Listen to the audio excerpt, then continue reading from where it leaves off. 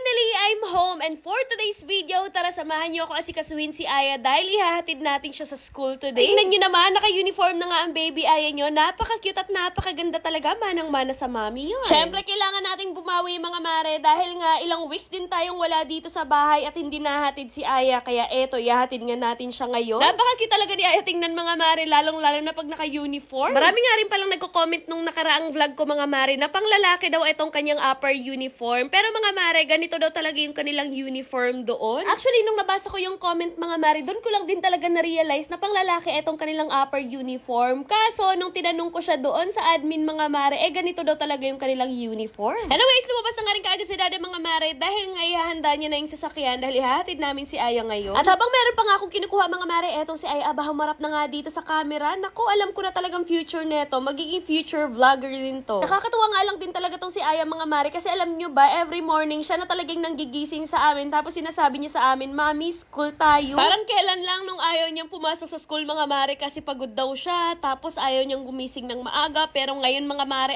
gustong gusto niya na talaga pumasok. Sinasabi niya nga sa amin na marami daw siyang friends tapos yung teacher niya, love daw siya. Nasanay na talaga siya pumasok sa school kahit Sabado or Linggo, talagang gumigising niya ng maaga tapos ginigising kami kasi magi-school daw siya. Tapos ang nakakatawa pa mga mare, magagalit daw yung teacher niya kapag hindi daw siya papasok sa school, o diba? Kahit Sabado, Linggo, talagang nanggigising siya. Dahil takot nga daw siya magalit yung teacher. Anyways, ayan, after ko nga pala siyang mabihisan na tayusan mga mare, bumiyahin na nga rin kaagad kami papunta sa kanyang school. Malapit lang din naman yung school niya dito mga mare. Siguro mga 5 or 8 minutes away lang dito sa bahay.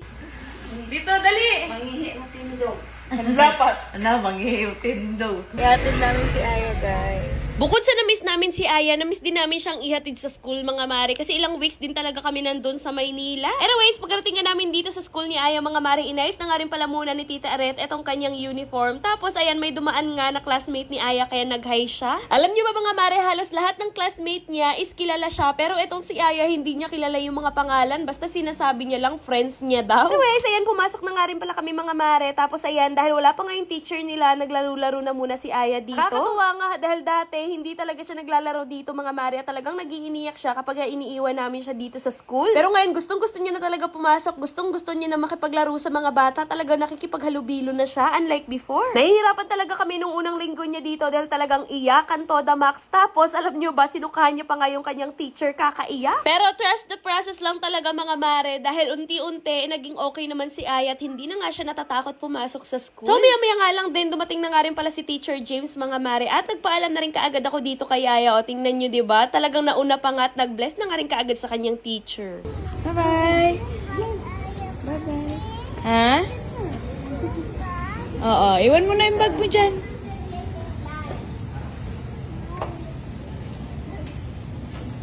Bye-bye. Bye-bye. Kiss, Mami. Kiss, Mami. Bye-bye.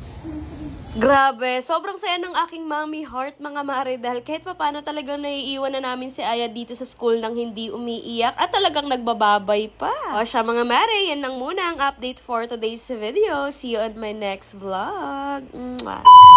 Oops! Gusto niyo bang manalo ulit ng 1,000 pesos? Wala kayo bang gagawin kundi mag-register lang at mag-cash in ng 100 pesos na nasa comment section ng link and mamimili ako ng mabibigyan ng 1,000 pesos. Pero bago yon, ituturo ko na muna sa inyo kung paano manalo at maglaro dito sa may PH MOBA. So dito sa PH MOBA, napakarami nga palang games na pwedeng pagpilian dito pero eto nga pala yung Super Ace yung nilalaro ko. Tumaya na ako dito guys ng 500 pesos and titingnan natin kung mananalo tayo ngayon.